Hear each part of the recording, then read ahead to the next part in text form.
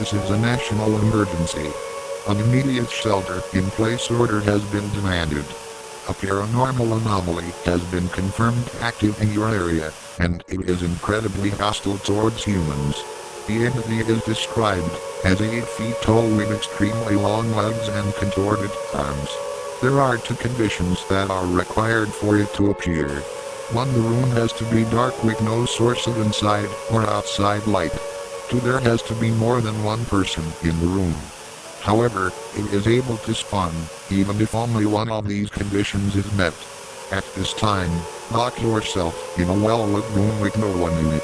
You may have your pets with you, as it cannot sense the presence of animals.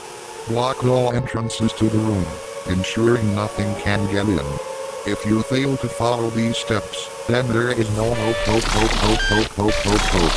As more information surfaces, we will update this broadcast. Stay safe, and remember, there is no hope.